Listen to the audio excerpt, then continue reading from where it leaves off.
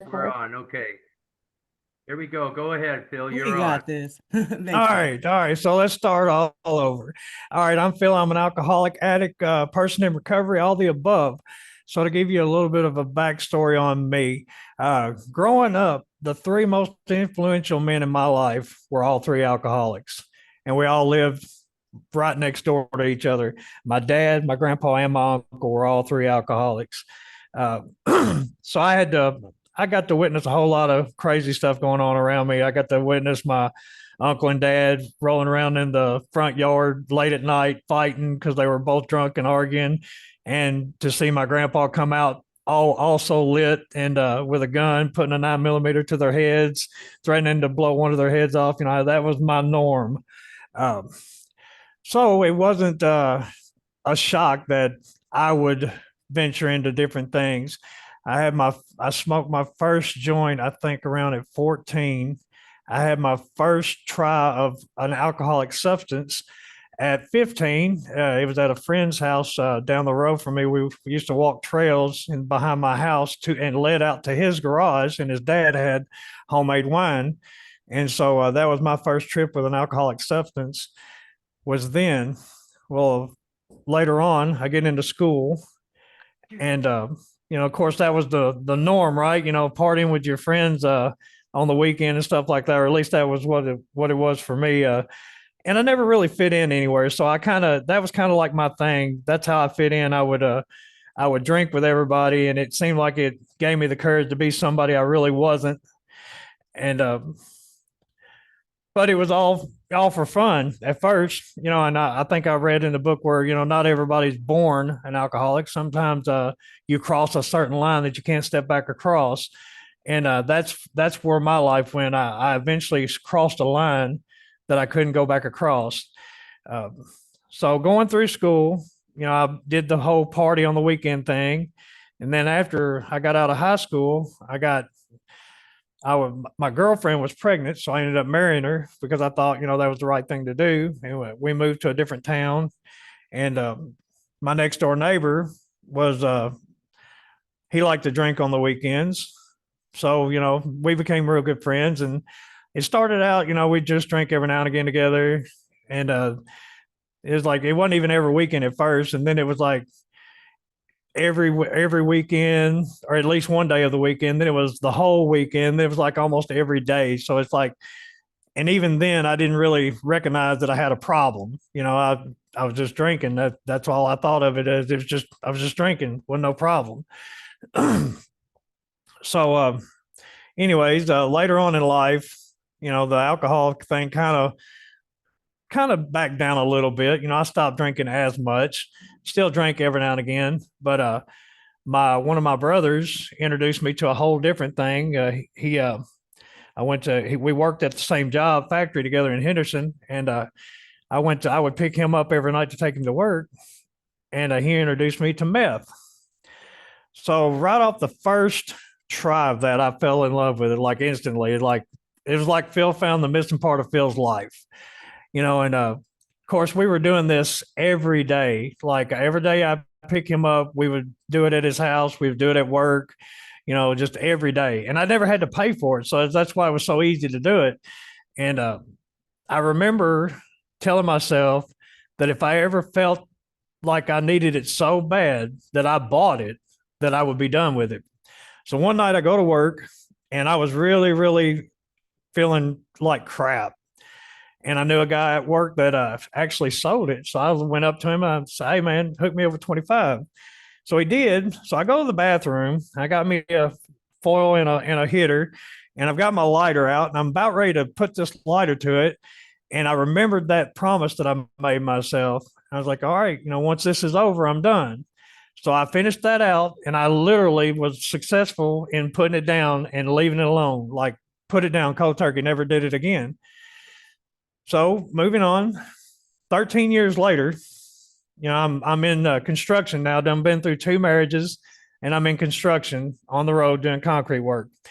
And one of the big things that I learned in rehab was that alcohol is the only known substance on the planet that affects all five neurotransmitters in your brain, including your drug of choice.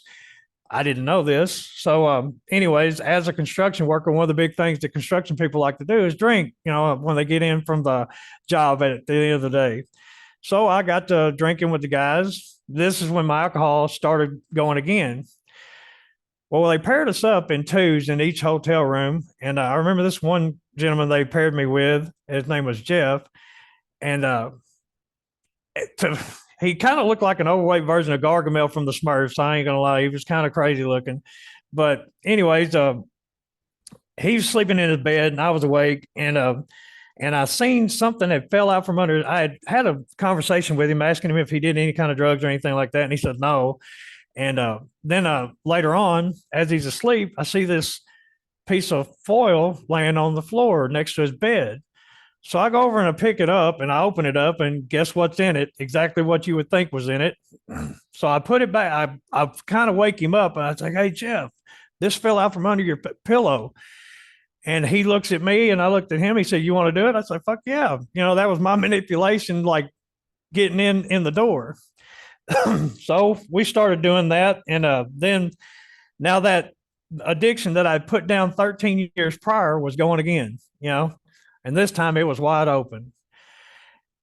And I did it more and more and more. And at first, it wasn't a huge problem. At first, I just did it just because it made my job. I felt like it made my job performance so much better. It made me like Superman. And of course, I hid this from my wife for 7 years. She never knew. I would only do it like at work. I never did it at home at first. And then even after a while, the need for it was so great that I even found ways to do it at home without being caught by her. I would go out to my garage or whatever and work on things and say I was going to go fix something, and I would be out there taking care of me. And I remember being such an evil person when I was coming down, though.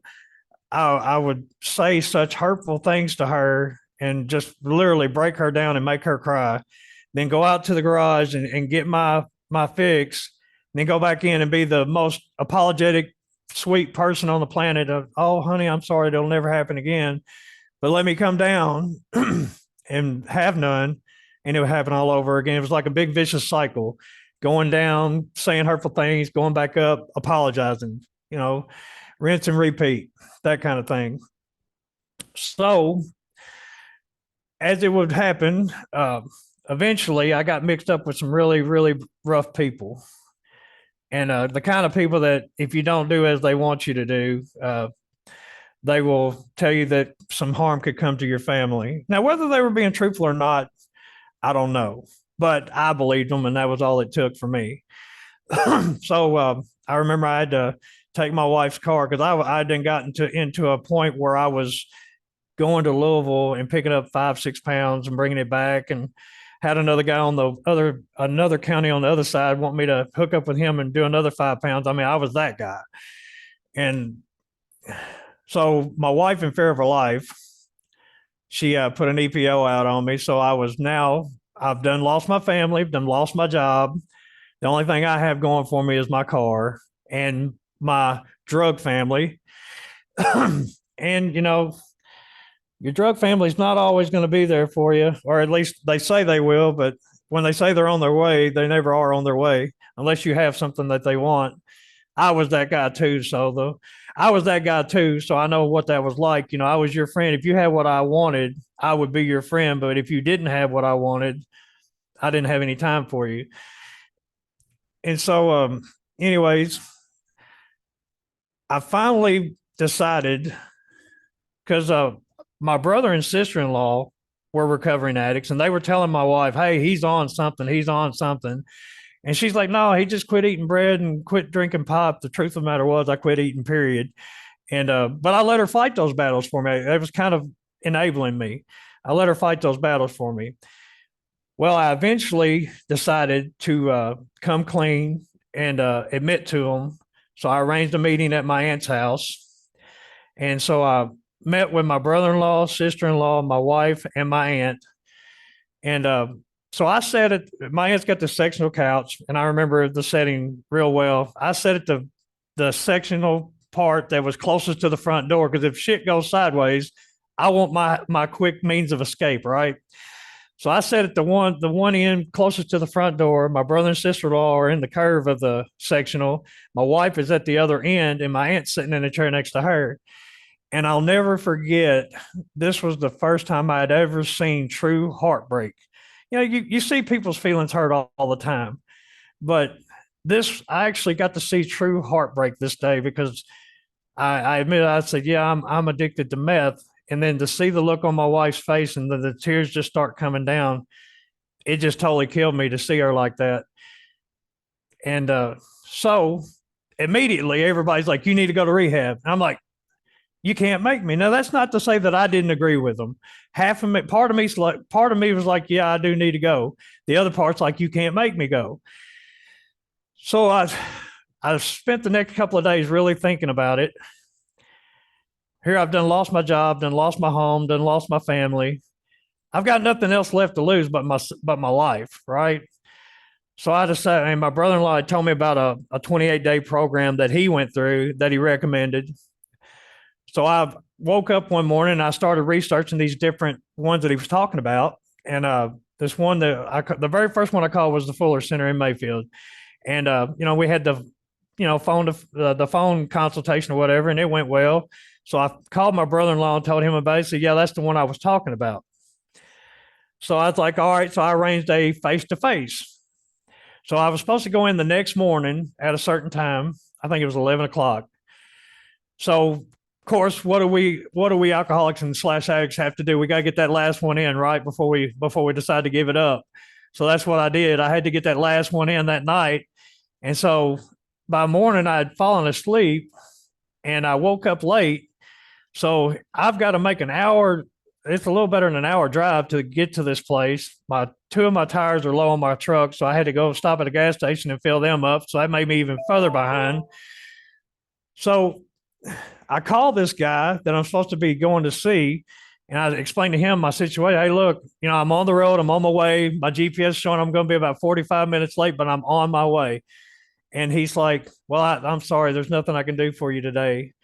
And I remember breaking down and just crying. I was like, please, I need this. I really need this. And he said, well, I can see you tomorrow at 1 o'clock. So I hung up with him and I did the one thing that I wasn't supposed to do. I called my wife because at this time she's got this EPO on me, right? So I'm not supposed to have any kind of contact with her whatsoever. So I call her up and I'm just so disturbed and so upset. And she said, well, let me call my mom and dad and I'll call you back. So she calls me back a few minutes later and she's like, mom and dad said you can come to their house, which is why I put them in as part of my success story, because they could have said no, because this is a woman that I did all this great harm to, their daughter. But they agreed to let me come stay the night at their house and get a change of clothes, a shower, get something to eat, get some rest. And they were going to go with me to this place the next morning. And so that's what we did. And I went in there and I went for that consultation. And he's like, well, it sounds like you know what you want. And I was like, yeah, I do. And he said, well, let's get you back here. And I was like, whoa, pump the brakes. I didn't know that you meant right now.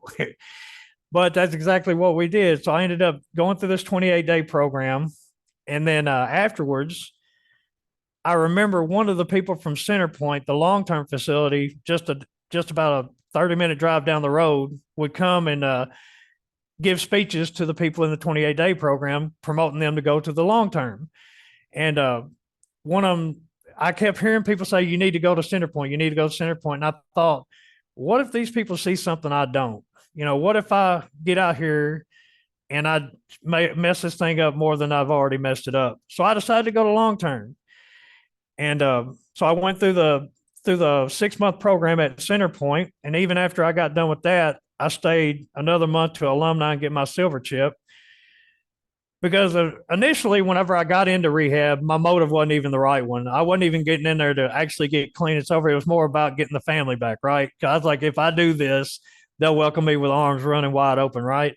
And then I get into that point of the book where it says sometimes the family don't come back. And that's when I had to make that hard choice. All right, am I going to do this for them, even though they may not come back, or am I going to do this for me, which is the most important part of this recovery? And so I decided to do it for me. So on February the 15th of 2019, is when I made that choice that I was going to get on this road of recovery. And when I graduated in October of 19, yeah, October of 19, I stayed till November of 19 to get my silver chip, and I moved back home in November of 19, and I've been doing good ever since. Now, that's what it was like, what happened.